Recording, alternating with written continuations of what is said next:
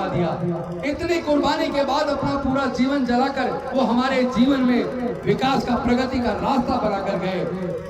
लेकिन हमारे सांसद, विधायक, मंत्री, राष्ट्रपति, मुख्यमंत्री, इन सब के होते हुए जो रास्ता डॉक्टर बाबा साहब अम्बेडकर ने बनाया था, उस रास्ते को मनुवादियों लोगों ने दोबारा से बंद कर दिया। कि सुप्रीम कोर्ट के अंदर जो जज हैं, हाई कोर्ट के अंदर जो जज हैं, जो देश के सीनियर डॉक्टर हैं, सीनियर इंजीनियर है, सीनियर साइंटिस्ट है, सीनियर प्रोफेसर है, सीनियर ब्यूरोक्रेट्स हैं, वो सरकारी स्कूल से पढ़े हैं या प्राइवेट से पढ़े हैं। तो सर्वे में निकल के आया 98% सीनियर जजेस, senior engineer, senior doctor, senior professor, ये सब सरकारी स्कूल से पढ़े हैं। हमने जब 5 अक्टूबर 2022 को 22 प्रतिज्ञाएं ली, बौद्ध धर्म की दीक्षा ली, हमने तो डॉक्टर बाबा साहब अम्बेडकर के कहना माना था। तो हमें कहा या तो मंत्री रहो या फिर बाबा साहब का ये मिशन चलाओ, बुद्ध का मिशन चलाओ। हमने कहा ये पकड़ो अपना इस्तीफा, ये कैबिनेट मंत्री का पद रखो तुम, हम डॉक्टर बाबा साहब अम्बेडकर का मिशन चलाएंगे। सांस्कृतिक विरासत बुद्ध के धम्म में घर वापसी करो, हम भारत को बौद्ध में बनाएंगे। बौद्ध का मतलब धर्म से नहीं है, बौद्ध का मतलब धम्म से है। और मतलब उन्होंने दूसरे तरीके से काम लिया, शिक्षा को इतना महंगा कर दो कि पैसे के अभाव में ये लोग अपने आप पढ़ाई छोड़ दें। पढ़ाई छोड़ देंगे तो मजदूर बनेंगे, मजदूर बनेंगे तो मजबूर हो जाएंगे, और मजबूर हो जाएंगे तो फिर से हमारे गुलाम हो जाएंगे। की मूर्ति को तोड़ते हैं, लेकिन मैं कहना चाहता हूं, आप डॉक्टर बाबा साहब अम्बेडकर की मूर्ति तो तोड़ दोगे, बाबा साहब अम्बेडकर के विचार को कैसे मारोगे? ये विचार तो फैलेगा, इसे दुनिया की कोई ताकत रोक नहीं सकती, बल्कि पूरे दुनिया में तथागत बुद्ध का धम्म फैलने वाला है। अगर वापसी करेंगे और इसे गुलामी वाले जीवन को, ऊंच नीच छुआछूत वाले जीवन को, जाति और वर्ण वाले जीवन को त्याग कर हम बौद्ध बनेंगे। उसी बिहार में बुद्ध का धम्म पूरी तरीके से खत्म हो गया, कोई नाम लेने वाला नहीं बचा। आखिर इसका कारण क्या है? आखिर इसका कारण क्या है? उत्तर प्रदेश के अंदर लोग बौद्ध बनते जा रहे हैं, गुजरात के अंदर, राजस्थान के अंदर, मध्य प्रदेश के अंदर, महाराष्ट्र के अंदर, तमिलनाडु के अंदर, कर्नाटक के अंदर, तेलंगाना के अंदर, जहां देखो बौद्ध धर्म बढ़ता जा रहा है।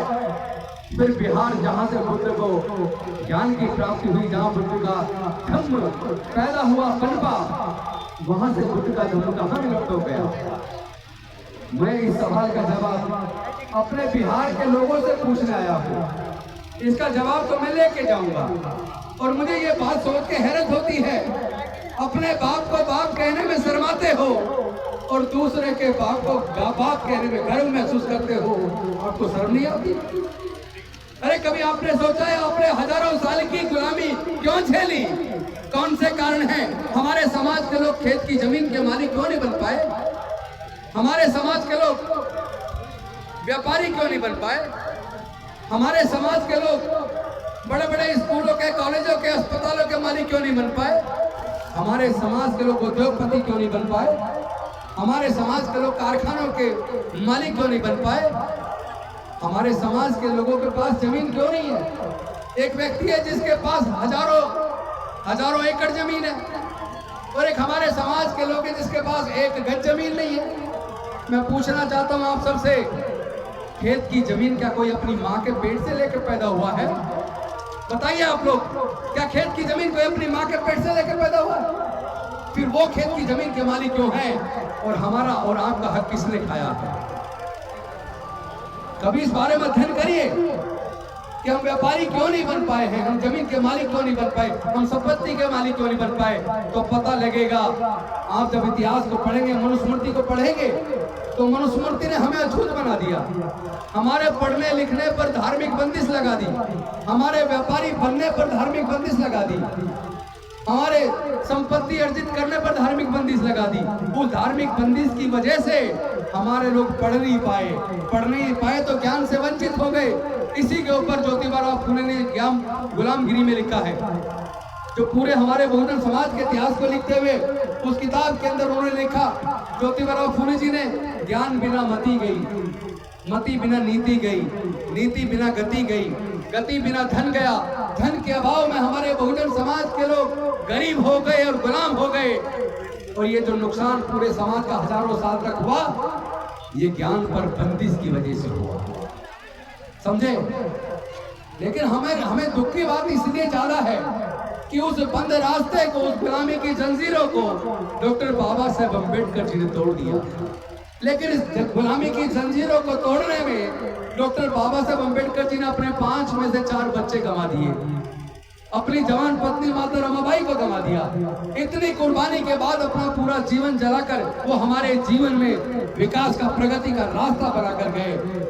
लेकिन हमारे सांसद, विधायक, मंत्री, राष्ट्रपति, मुख्यमंत्री, इन सब के होते हुए जो रास्ता डॉक्टर बाबा साहेब अम्बेडकर ने बनाया था, उस रास्ते को मनुवादियों लोगों ने दोबारा से बंद कर दिया।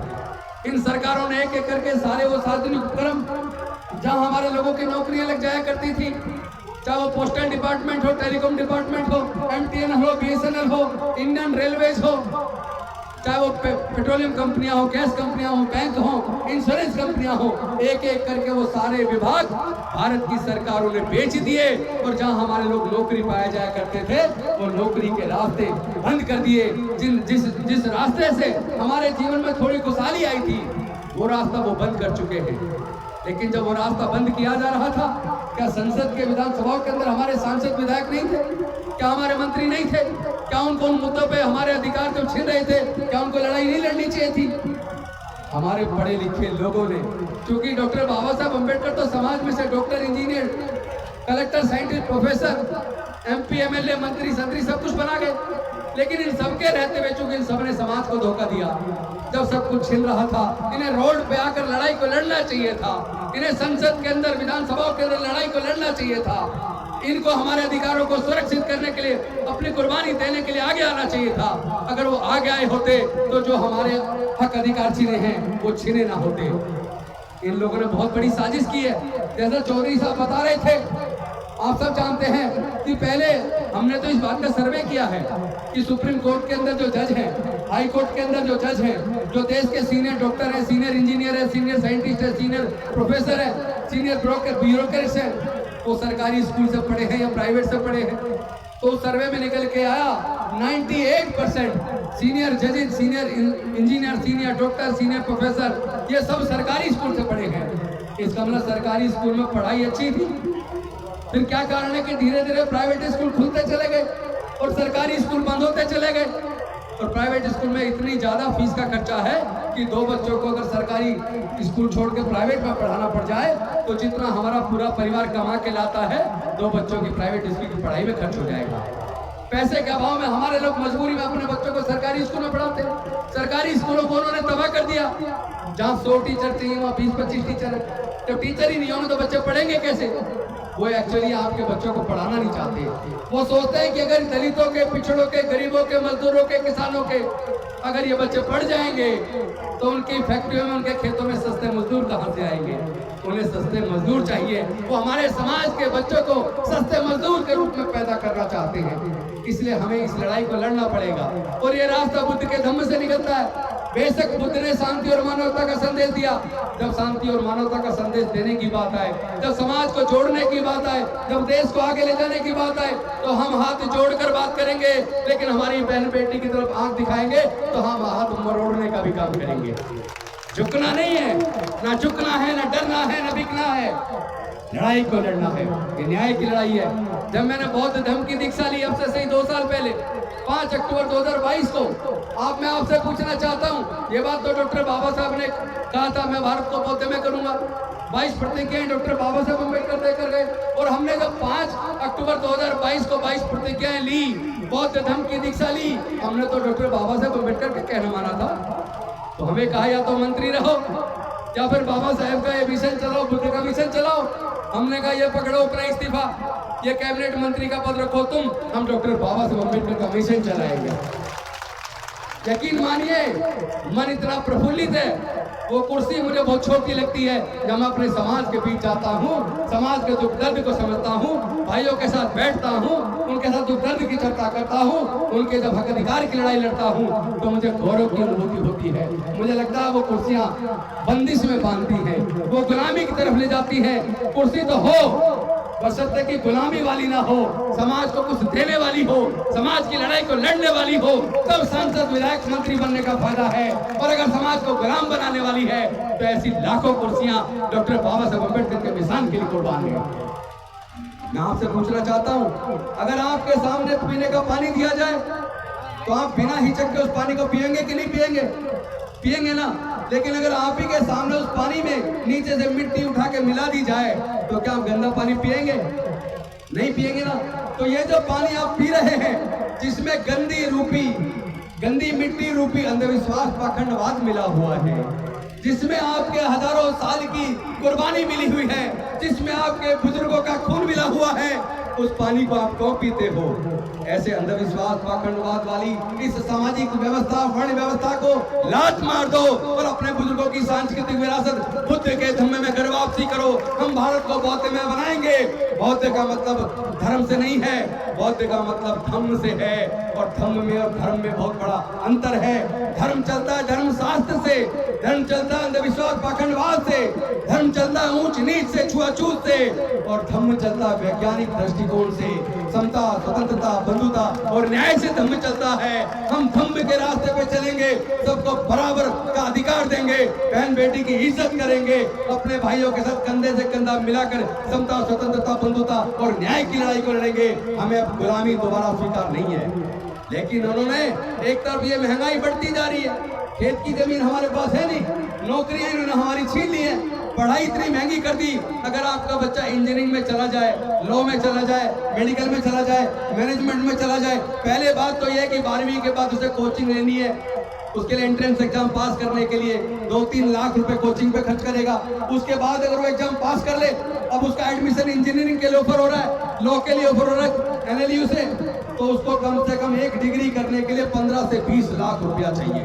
मैं आपसे पूछना चाहता हूं, क्या SC, ST, OBC माइनॉरिटी 98-99% लोग ऐसे हैं क्या वो लोग 15-20 लाख रुपए का खर्चा एक डिग्री कराने का, इंजीनियरिंग की डिग्री, मेडिकल की डिग्री, लॉ की डिग्री, मैनेजमेंट की डिग्री कराने का क्या 15-20 लाख का खर्च उठा सकते हैं? क्या नहीं उठा सकते ना। इसका मतलब उन्होंने दूसरे तरीके से काम लिया, शिक्षा को इतना महंगा कर दो कि पैसे के अभाव में ये लोग अपने आप पढ़ाई छोड़ दें। पढ़ाई छोड़ देंगे तो मजदूर बनेंगे, मजदूर बनेंगे तो मजबूर हो जाएंगे, और मजबूर हो जाएंगे तो फिर से हमारे गुलाम हो जाएंगे। ये साजिश है, इस साजिश को समझना पड़ेगा। हम लोग तो शांति और मानवता का संदेश देने वाले लोग हैं, हम तो तथागत बुद्ध के धम्म को मानने वाले लोग हैं, लेकिन फिर भी हमारे चेहरे पे खुशी है। हम किसी की हकमारी नहीं करते, किसी का शोषण नहीं करते, किसी का उत्पीड़न नहीं करते, और मेहनत से कमा के खाते हैं। हमारे चेहरे पे शांति नजर आती है, खुशहाली नजर आती है। लेकिन वो लोग दुखी क्यों हैं? वो लोग दुखी क्यों हैं? क्यों परेशान हैं? क्यों बाबा साहब की मूर्ति तोड़ रहे हैं? क्या हमारी बहन बेटी की लूट रहे हैं? और हम विरोध करते तो हमारी बस्तियां जला रहे हैं, फिर भी वो लोग दुखी हैं। क्यों दुखी हैं? उन्हें दुख इस बात का है कि जो लोग हजारों साल से हमारे गुलाम थे, उनकी गुलामी के रास्ते तोड़कर इस डॉक्टर अम्बेडकर ने इनके पढ़ने के रास्ते खोलकर इनको हुक्मरान बनाने का रास्ता भी दिखा दिया। इनको जज, engineer, doctor, collector, scientist, professor बनने का रास्ता बना दिया। इसलिए वो डॉक्टर बाबा साहब अम्बेडकर से चिढ़ते हैं, इसलिए बाबा साहब अम्बेडकर की मूर्ति को तोड़ते हैं। लेकिन मैं कहना चाहता हूँ, आप डॉक्टर बाबा साहब अम्बेडकर की मूर्ति तो तोड़ दोगे, बाबा साहब अम्बेडकर के विचार को कैसे मारोगे? ये विचार तो फैलेगा, इसे दुनिया की कोई ताकत रोक नहीं सकती, बल्कि पूरे दुनिया में तथागत बुद्ध का धम्म फैलने वाला है और बाबा साहब अम्बेडकर का विचार फैलने वाला है। उसी विचार से हम लोग आगे बढ़ेंगे। निश्चित तौर पर हम अपने बच्चों के हक अधिकार की लड़ाई को लड़ेंगे। हम अपने बच्चों को दोबारा गुलाम नहीं बनने देंगे, इस संकल्प के साथ कि हम अपने बुजुर्गों की सांस्कृतिक विरासत में बुद्ध के धम्म में घर वापसी करेंगे, और इस गुलामी वाले जीवन को, ऊंच नीच छुआछूत वाले जीवन को, जाति और वर्ण वाले जीवन को त्याग कर हम बौद्ध बनेंगे। इन्हीं शब्दों के साथ कि आप मेरी बात को समझेंगे और उसको आचरण में लाएंगे। बुद्ध के विचार को केवल 22 प्रतिज्ञाओं से काम नहीं चलेगा, दीक्षा से काम नहीं चलेगा, आचरण में उतारना पड़ेगा। अगर आचरण में नहीं उतारा तो धम्म दीक्षा लेने का कोई फायदा नहीं है। बहुत बहुत धन्यवाद। क्योंकि सारा हो रहा है, बात खत्म करो। वैसे भी मेरी फ्लाइट है, अभी मुझे पटना पहुंचना है, 6 बजे तक एयरपोर्ट पे पहुंचना है, इसलिए मैं अपनी वाणी को विराम देता हूँ। आपने बुलाया, बहुत धन्यवाद। और साथ में आप सबने इतने शांति से सुना, मैं आपका भी आभार व्यक्त करता हूँ। बहुत बहुत धन्यवाद। नमो बुद्धाय। जय भीम, जय भारत, जय संविधान, जय जय जय जय जय भीम।